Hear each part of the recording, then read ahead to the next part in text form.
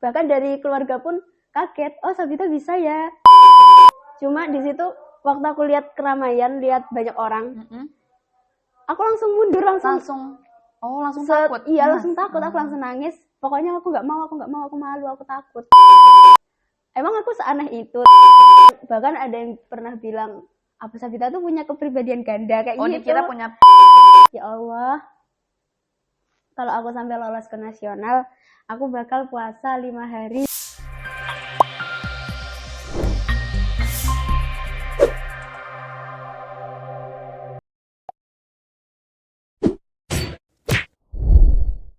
Bismillahirrahmanirrahim. Selamat datang kembali di program kami, program podcast santri, teman santri serius. Oke, assalamualaikum warahmatullahi wabarakatuh. Waalaikumsalam warahmatullahi wabarakatuh. Halo semua sahabat Balkis, semoga keadaannya dalam sehat walafiat ya. Nah, di sini kita akan kembali melaksanakan program kita yaitu podcast teman santri. Nah, ini series ketiga dan perdana bagi akhwat ya. Nah, kemudian saya sebagai host Syahnas Konita akan memanggil bintang tamu, mengundang bintang tamu. Nah, ini bintang tamunya sangat spesial ini, dimana semuanya ini yang terdengar hanya kebaikannya. Saya nggak pernah, serius ya Mbak, saya nggak pernah dengar yang aneh-aneh nih dari Mbak. Dari yang pertama nih, akademik ini oke. Nilainya tuh bagus-bagus. Dalam segi bahasanya juga oke. Kemudian Al-Qur'annya juga sudah 30 juz dan akan berusahakan ditasnikan. Kemudian beliau ini sering mewakilkan lomba. Kemarin lomba di mana nih Mbak? Lomba Olpain di Bandung. Olpain di Bandung. Di Bandung, Jawa Barat. Dari Jogja ke Bandung. Ini Masya Allah luar biasa banget. Nah, kemudian beliau ini juga pernah menjabat sebagai koordinator di bagian komunikasi dan informasi di tahun 2023-2024. Nah, sebenarnya banyak banget nih prestasi yang pengen ditunjukkan. Cuman saya ini kurang tahu nih. Sebelum kita tanya-tanya Mbak Sabita, jangan lupa para penonton semuanya untuk subscribe channel kita di YouTube dan juga media sosial Balkis Jogja. Oke, langsung aja tanpa berlama-lama, let's go kita ngobrol. Oke, Mbak, di sini kita sharing-sharing aja ya terkait perjalanan hidup Mbaknya. Boleh. Nah, kemudian barangkali ada trik atau motivasi bagi kita semua nih Mbak. Dan ini tentunya bakal bermanfaat banget podcastnya buat semua teman-teman yang di rumah. Karena kita sesama siswa pasti butuh lah ya motivasi dan inspirasi dari orang lain. Nah, dari yang kecil-kecil aja nih Mbak. Yang pertama, aslinya nih orang mana Mbak? Kalau aku kelahiran Klaten. Cuma sekarang domisili di Sleman, Jogja. Kalau ayah ibu Mbak dari mana asli? Umi itu asli Sleman, Abi Klaten, Jawa Tengah. Jadi ini pure Jawa. Pantesan ini diabetes saya manis banget. Masya Allah. Kemudian spill tahun lahirnya dong Mbak. Aku lahir 17 tahun yang lalu. 17 tahun yang lalu berarti 2007. Ya. Ini Gen Z tapi dia bisa berprestasi nih, keren banget. Kemudian anak keberapa dari berapa bersaudara Mbak? Aku anak pertama dari 3 bersaudara. Ini cewek semua ya. Dan kita tuh beda 3 tahun. 3 tahun. 3 tahun. Jadi nanti insya Allah ya aku masuk kuliah. Adik masuk SMA. Oh, jadi semuanya serentak bareng. Adik masuk SMP juga serentak. Jadi sama Mbak saya juga. Kemudian berarti ini pasti anak pertama harapan orang tua. Ya, begitulah. Begitulah ya. Nah, ini Mbak langsung terkait aja nih Mbak. Ini udah berapa tahun di sini Mbak di Balkis? Kurang lebih 6 tahun. 6 tahun. Nah, dari sekian banyak sekolah di Jogja, kenapa bisa Balkis yang terpilih sih Mbak? Jadi ceritanya itu awalnya kan emang udah diwanti-wanti ya dari Umi waktu SD itu untuk kamu mondok nanti SMP. Terus akhirnya dicarikanlah sekolah pondok di sekitar Wonosari. Kan waktu itu Umi masih kerja di Wonosari. Nemu ada pondok Balkis Baitul Quran. Terus aku survei lah ke sana. Ternyata dilihat lingkungannya wah asri, hijau, terus bersih. Oh, sesuai ya? Sesuai, iya. Dan kalau aku masuk sini nanti aku jadi angkatan 3, masih baru sekolahnya. Terus dilihat dari programnya juga lengkap, komplit. Ada tahfidz iya, akademik iya, ulumul syar'i, bahasa juga ada. Jadi, apa ya? Insya Allah oke nih ya, gitu. Oke nih. Akhirnya aku daftar, keterima. masuk deh, dan bahkan sampai 6 tahun ya, padahal aku tuh gak ada niatan buat lanjut SMA sebenarnya, cuma karena emang udah jodoh kali ya. Udah takdirnya di sini iya. 6 tahun. Oh Mbak, sebelumnya nama lengkapnya siapa nih Mbak? Nama lengkap Sabitah Nur Fajriatun, biasa teman-teman manggil Sabitah atau Bitah. Artinya apa Mbak, tahu nggak Mbak? Artinya Sabitah itu teguh, kokoh ya Mbak. Kokoh. Nur itu cahaya, Fajriatun fajar, pagi. Jadi karena mungkin aku lahir di pagi hari. Nur Fajriatun. Oke Mbak. Sekarang saya mau tanya Mbak, apa yang Mbak rasakan sebagai siswa berprestasi Mbak? Karena kan ini sebuah rahmat dari Allah Subhanahu wa taala. Nah, dari Mbak Sabitah ada merasakan sesuatu nggak ketika dicap sebagai orang siswa yang berprestasi Mbak? Alhamdulillah, pertama bersyukur sih, bersyukur karena emang nggak semua orang bisa ya, nggak semua orang pasti punya ini kelebihan masing-masing, dan aku dapatnya di bagian mungkin akademiknya. Banyak bersyukur, dan kita nggak bisa sombong ya, dan berbangga diri karena pasti di luar sana banyak yang lebih hebat, banyak yang lebih cerdas dari kita. Ibarat di atas langit masih ada langit, masih ada langit ya, masih ada Allah ya Mbak. Iya, masih ada Allah. Berarti ini bersyukur banget nih Mbak Sabitanya. Kemudian siapa yang memotivasi Mbak Sabitah nih, yang mungkin support system utama yang membuat Mbak Sabitah ini masih berdiri sampai detik ini? Support system, tentunya keluarga, terutama Umi yang emang mendorong aku buat lebih berkembang untuk jadi pribadi yang lebih baik. Emang Umi. Nah, berarti orang tua. Nah, ada nggak Mbak nasihat orang tua yang membekas banget sampai sekarang? Ini sih kalau nasihat mungkin lebih ke apa ya? Al-Quran. Pokoknya pegang selalu Al-Quran. Ketika Al-Quran itu udah kamu prioritaskan, insya Allah semua urusan duniawi itu bakal mudah. Contohnya Mbak? Contohnya, jadi apa ya, aku tuh sering banget kalau misal lagi bingung nih antara mau belajar dulu atau mau murojaah dulu. Karena kan emang jadwal padat banget ya. Nah, ketika aku memutuskan buat Quran dulu, murojaah dulu, menghafal dulu, nanti ketika aku mulai belajar itu lebih gampang nempel. Lebih gampang masuk ya Mbak? Lebih gampang masuk. Berarti nih, ibaratnya kayak akhirat dulu nih, kita dahulukan akhirat agar dunia itu mengikuti. Dan nanti kan juga kalau misal kita mau daftar kuliah gitu kan pasti banyak ya beasiswa tahfidz yang memudahkan kita. Ya benar banget nih Mbak, banyak banget sekarang yang benar-benar terbuka buat para penghafal 30 juz. Oke, kemudian kapan waktu Mbak Sabitah belajar? Kan mungkin problem kita juga nih Mbak, soalnya saya ini kayak organisasi, kemudian kita juga ada deadline kayak tasmi gitu kan Mbak, kayak kita harus memutinkan hafalan kita. Nah saya nih mundur-mundur terus nih Mbak orangnya, kayak karena saya kekurangan waktu dalam segi akademik juga. Nah kan kita pengen optimal dan bagus semua ya Mbak, itu gimana ya Mbak caranya agar semua itu stabil dan sempurna Mbak? Kalau aku lebih ke ngikutin ini sih ritme pondok sendiri. Jadi ketika waktunya halakoh ya halakoh, ketika waktunya belajar ya belajar.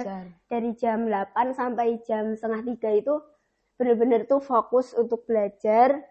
Jangan jangan sampai tidur di kelas, jangan sampai bolos, jangan sampai bercandaan sama temen. Intinya fokus di pelajaran. Jadi nanti kalau mau berquran itu di luar waktu belajar, di luar waktu sekolah, iya. Khususnya halakoh juga fokus ya Mbak? Iya. Berarti tipikal Mbak Sabitah tuh seperti ketika waktunya belajar ya berarti belajar aja gitu ya Mbak, jangan ada yang lain gitu ya Mbak. Terus kalau misalnya halakoh berarti fokus ngejar target Al-Qur'annya. Nah tadi kan waktu nih Mbak, sekarang tempat belajar Mbak Sabitah tuh di mana Mbak? Karena kan tipikal orang tuh beda-beda. Ada yang dia tuh harus di tempat sepi agar mudah masuk gitu Mbak. Nah ada juga yang tipikalnya dia harus berdiskusi, tukar opini. Itu dari Mbak Sabitah gimana Mbak? Kalau aku sendiri tempat untuk belajar itu aku butuh yang sepi. Sebenarnya ini sih tergantung sama pemahaman materi. Kalau aku emang orangnya belum paham sama materinya, aku bakal melipir ke tempat yang sepi sendiri supaya fokus. Jadi kayak ada kan orang yang tipenya dia belajar sambil dengerin musik. Nah, aku nggak bisa kayak gitu. Oh, nggak bisa. Jadi benar-benar harus tanpa suara. Iya, betul. Sepi. Kecuali nanti kalau aku udah paham sama materinya, ingin menguatkan, itu baru biasanya aku gabung ke kelompok belajar, diskusi sama temen, tukar opini. Oh gitu, berarti tergantung pemahamannya ya. Kalau misalnya kita belum hafal, kayak belum paham sama materi ini, berarti kita ini harus sendiri, kayak meluangkan waktu untuk sendiri, kayak aku ini harus bisa dulu sebelum kayak bergabung gitu ya Mbak. Karena aku tipenya tuh kayak ya ini loh, aku insecure kalau ngeliat orang tuh udah pada bisa, jadi siap aku gitu ya, Mbak? Iya, aku harus belajar sendiri dulu, aku harus bisa dulu baru gabung sama orang-orang. Tapi kalau udah paham nih, berarti kayak ayo kita tukeran opini yuk, diskusi. Oke. Kemudian saya nih melihat dari segi pandangan orang lain Mbak, kayak Mbak Sabita kok mulus banget sih perjalanan hidupnya, kayak semuanya itu dapet, dan Mbak Sabita itu hidupnya itu didamba-dambakan orang lain, beneran nih Mbak. Kemudian tapi kan kita nggak tahu ya Mbak di balik itu ada apa, karena kan pernah nggak Mbak denger kata-kata kayak gini, orang itu nggak bakal jago naik motor kalau belum dia jatuh. Nah, sama kayak no risk no glory, kita kalau kita tidak mendapatkan resiko, kita nggak bakal dapat kemuliaan itu. Nah, kira-kira ada nggak problematika yang membuat Mbak Sabit itu jatuh sejatuh-jatuhnya dan kemudian lebih baik lagi, bangkit lebih baik lagi? Kalau dari aku sendiri ada ya sedikit cerita. Oh, itu. Cuma sebenarnya aku nggak suka cerita ini, tapi mungkin bisa buat pelajaran teman-teman dan tidak untuk ditiru. Jadi waktu aku SMP ya, mungkin kan karena pertama kali mondok, dan aku orangnya tuh agak susah buat adaptasi. Oh, kayak susah kenal orang baru. Iya, kemudian aku tuh harus dideketin dulu. Nah, terus di situ kayak mungkin merasa tertekan juga ya. Akhirnya terutama di kelas 8 itu waktu corona. Iya, corona. Corona kan bener-bener di rumah full dan aku nggak pernah ketemu orang sama sekali. Sampai tuh apa ya, mungkin ngerasa anxiety. Oh, cemas. mental Mbak ini. Oh, kemudian cemas kalau ketemu orang, nggak apa ya, takutnya itu takut sama pendapat orang tentang aku. Perspektif orang lain, kita takut dipandang apa gitu ya Mbak. Oh, kemudian sampai waktu itu ada kan wisuda adikku khotmil Quran. Aku udah datang ke sekolah, udah sama sekeluarga itu. Cuma di situ waktu aku lihat keramaian, lihat banyak orang, aku langsung mundur, langsung takut. Iya, langsung takut, aku langsung nangis. Pokoknya aku nggak mau, aku malu, aku takut. Aku langsung balik lagi ke mobil, akhirnya nggak jadi ikut. Kayak cemas gitu ya Mbak? Makin cemasnya. Saking takutnya. Ini jago public speaking nih, tapi pernah seperti ini posisinya. Oh gitu. Kemudian Mbak berubahnya tuh kapan Mbak? Terus kelas 9 kan sudah balik lagi ke pondok, udah ketemu lagi teman-teman lagi. Ya di situ mungkin teman-teman masih ngerasa kayak Sabita tuh kok aneh ya gitu. Maksudnya bahkan ada yang pernah bilang apa Sabita tuh punya kepribadian ganda kayak gitu. Dikira punya penyakit kayak gitu ya Mbak. Kemudian aku kayak ya emang aku seaneh itu, tapi selagi mereka nggak ngomong langsung ke aku kayak ya udah sih nggak apa-apa. Bodo amat ya Mbak. Ya berusaha buat bodo amat di situ. Dan terus di SMA karena mungkin kelasnya lebih eksklusif, cuma 9 orang kan. 9 orang. Akhirnya mau nggak mau kita kelihatan. Iya, semuanya akan kelihatan. Iya, dan ternyata di situ aku bisa jadi lebih baik, bisa berkembang dan bahkan masuk di bagian Kominfo. Yang itu butuh public speaking juga kan. Betul. Nggak ada orang yang ngira aku bakal bisa. Bahkan dari keluarga pun kaget, oh Sabita bisa ya, bisa ngomong juga, bisa cerita juga. Bener-bener nggak tahu nih Mbak. Waduh, ternyata pernah kayak gini ya Mbak? Iya. Kemudian berarti dari kelas 10-nya ini udah upgrade banget ya Mbak? Udah mulai perlahan-lahan. Oke. Kemudian menurut Mbak Sabita itu hidup itu harus seperti apa kita jalani Mbak? Kalau kata Kiai Gontor kan hidup sekali, hiduplah yang berarti. Nah ada juga tipikal orang yang kayak udah hidup mah ngalir aja, ikutin kata takdir. Kalau misalnya enggak, ya iya.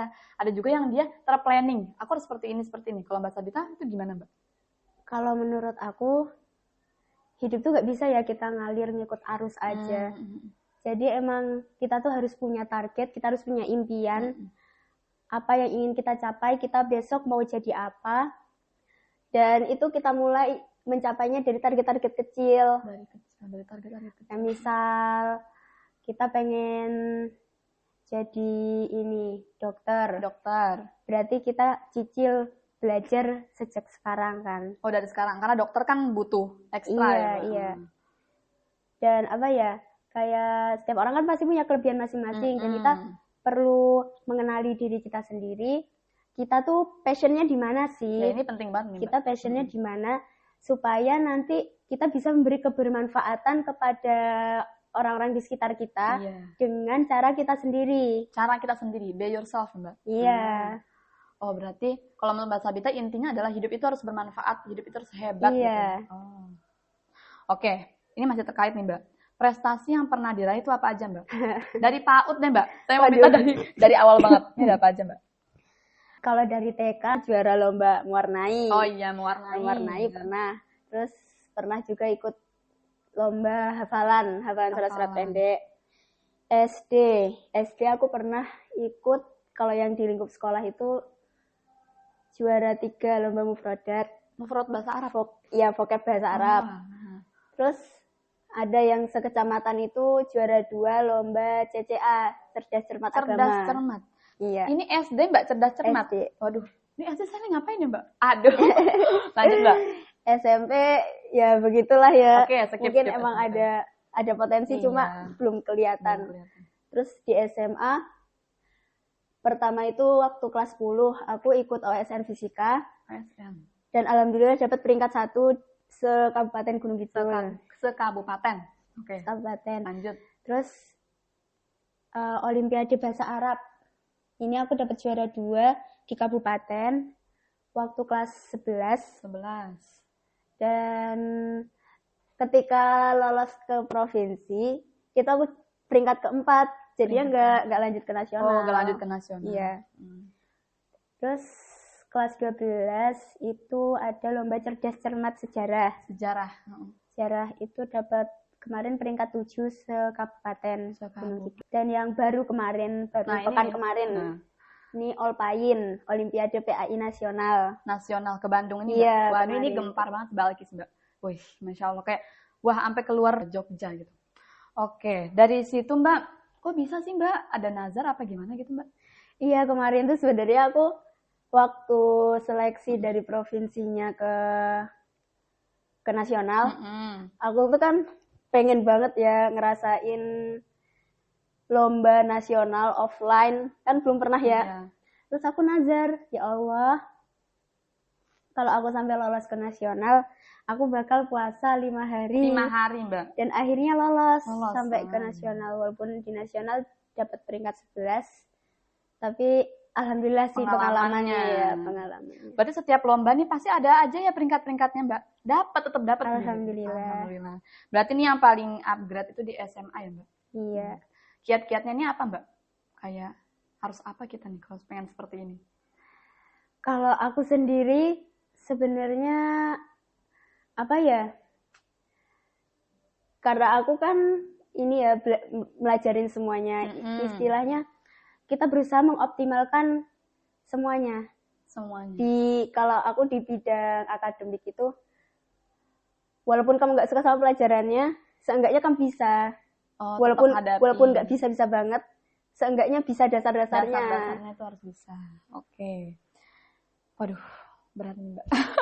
Kemudian, bagaimana cara kita bisa berada di, gini loh Mbak, sebelumnya. Saya pernah dengar kayak gini, ngapain jadi siswa yang berprestasi, tapi meskipun nilai bagus, tapi kayak, kudet, kayak ketinggalan zaman. Nah, bagaimana nih caranya kita bisa di kedua sisi tersebut, Mbak? Di satu sisi kita menginspirasi, memotivasi, dan berprestasi. Di satu sisi juga kita menikmati masa remaja yang indah gitu, Mbak. Kalau aku sendiri sebenarnya bukan tipe yang ambis bakal belajar terus tuh, enggak. Jadi tetap enjoy aja. Main sama teman, bergaul sama orang juga tetap. Karena kenalan sama orang baru itu emang butuh banget sih buat bangun relasi. Oh iya, relasi ini penting. Tapi itu pertemanan gimana Mbak? Gak over apa? Iya, intinya ya kita tetap ikut gaul, ikut berteman sama teman-teman sebaya gitu.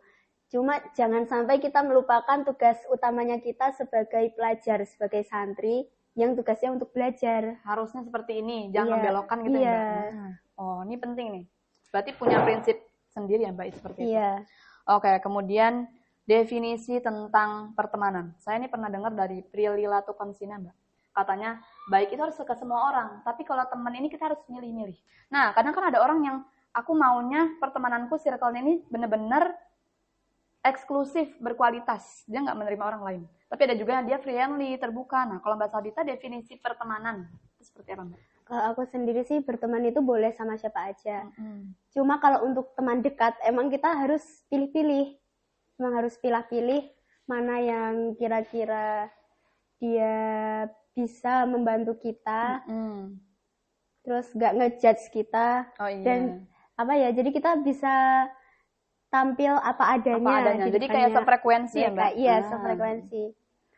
Dan emang kita ini ya, karena agama seseorang itu bisa kita lihat dari temannya. Ini terbentuk ya Mbak? Jadi lingkungan itu sangat membentuk diri kita. Berarti ada nggak anti-anti gitu Mbak? Kayak, aduh kalau sama temen ini kayak nggak bisa gitu? Iya, kalau aku nggak bisa sama orang yang toksik. Toksik, kata-kata kasar? Iya, nggak bisa banget.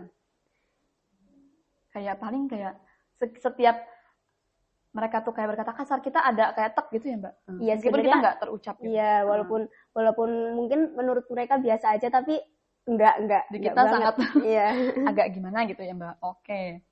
Kemudian, ini di era seperti ini kan seluruhnya tuh lebih banyak yang negatifnya Mbak. Kayak misalnya TikTokan, joget-joget, atau pacaran sampai kayak pegang-pegangan. Itu gimana Mbak cara istiqomah di era seperti ini Mbak? Kalau aku sendiri sebenarnya itu semua dibentuk dari lingkungan sih. Karena selama ini aku dari TK bahkan TK sampai SMA itu emang sekolah di sekolah Islam. Positif ya Mbak? Jadi emang udah terbentuk. Kalau apa ya, istilahnya jangan malu kalau selagi kamu itu benar. Selagi itu nggak keluar dari koridor syariat Islam.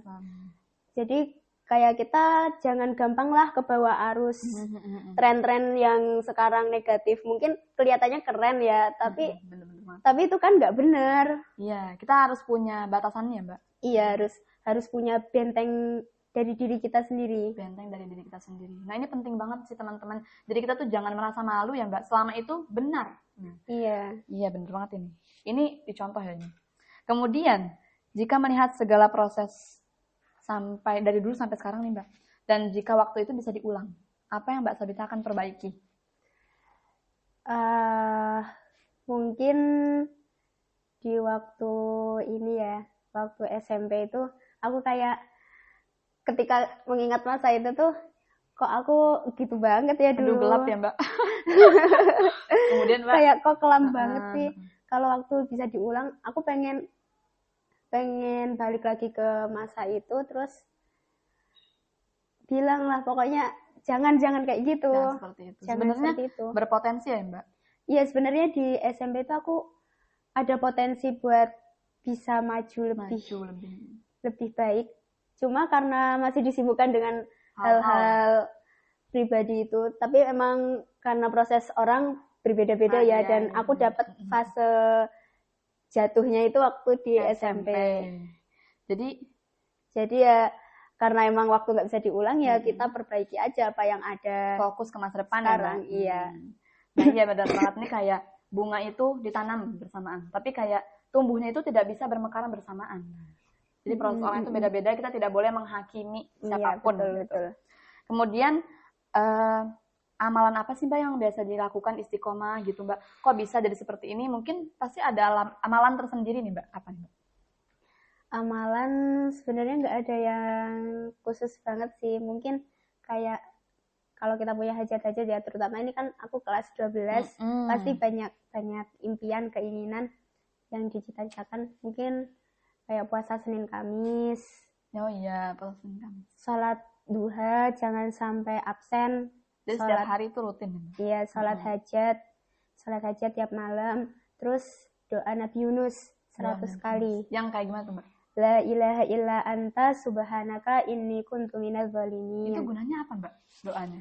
Supaya hajat-hajat kita terkabul. Terkabul. Iya, insya Allah. Oh, berarti ada hajat yang nggak terkabul. Biasanya gara-gara apa, Mbak? Kalau kita husnuzon, mungkin ya kita ini aja sih, husnuzon aja sama Allah. Mungkin ini emang yang terbaik buat aku. Mungkin itu belum baik untuk aku. Makanya Allah belum kabulkan. Oh, iya. Atau bisa jadi Allah itu ingin mengabulkan permintaan kita dalam bentuk yang lain. Misal dengan rezeki yang lain, kesehatan, dan lain sebagainya. Jadi iya, kita harus berhusnuzon kepada Allah SWT ya. Iya, dan juga percaya diri sama diri sendiri. Jangan banyak merutuki diri, karena banyak banget zaman sekarang tuh kayak ya Allah pengen bunuh diri aja gitu. Itu yang penting sih Mbak emang. Dan ketika Mbak Sabita berprestasi nih Mbak, kayak ada nggak yang ditakutkan gitu Mbak? Aku takut nih begini gitu. Ini sih, aku takut sama ini. Ada ya kan orang yang hasad. Kalau ini, karena kita nggak tahu siapa yang bisa ngehalangin kita. Doa-doa kita ya? Iya. Mungkin aja orang yang hasad itu karena ngelihat misal kita, oh aku habis dapat juara apa, nanti ada yang iri kok aku nggak dapet sih, kok dia terus. Oh jadi yang ditakutkan. Iya, sebenarnya aku takut sama orang yang hasad gitu. Jadi lebih ke jangan terlalu nge-show off. Oh iya, oke. Jadi kita takut menjadi penghalang bagi doa-doa kita nih Mbak. Oke. Kemudian lanjut, Mbak Sabita nih, ini udah mulai akhir-akhir, udah 6 tahun di Balkis, udah mau purna jadi santri, dan kemudian akan ke jenjang berikutnya. Ini kira-kira ada kata-kata khusus atau kalimat gitu Mbak? Sabar. Satu kata nih Mbak. Sabar. Kuncinya sabar. Sabar dalam berproses, sabar dalam menghadapi segala ujian cobaan. Karena tanpa sabar itu pasti nanti ada aja yang mungkin stres, tertekan. Ya intinya sabar. Dijalani aja ya perlahan-lahan. Oke, sabar. Satu kata doang untuk sabar. Kemudian ini terakhir motivasi buat teman-teman kita di rumah Mbak, untuk yang para santri atau siswa yang juga pengen seperti Mbak Sabita yang berprestasi, itu motivasinya apa nih Mbak? Kalau aku sendiri sih setiap pasti ada aja ya dalam perjalanan kita dimana kita merasa gagal, nggak berhasil mencapai sesuatu yang kita inginkan. Tapi kita husnuzon aja.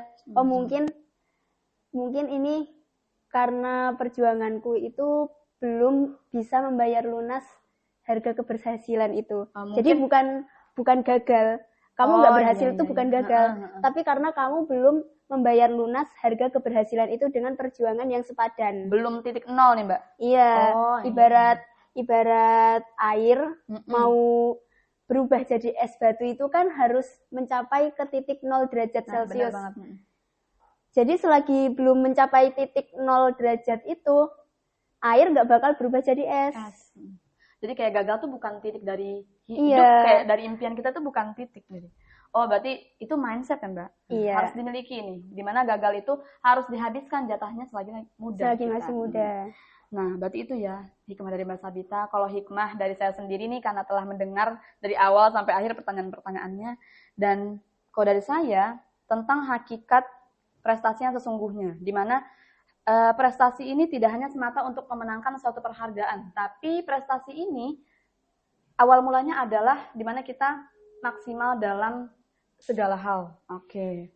Kemudian karena udah habis ya Mbak waktunya, jadi akan kita akhiri nih Mbak, ini udah akhir-akhir, dan saya ucapkan sekali lagi terima kasih banyak kepada Mbak Sabita sudah berkenan hadir di sela kesibukannya di kelas 12 ini pasti sibuk banget. Santai sih sebenarnya. Santai katanya guys.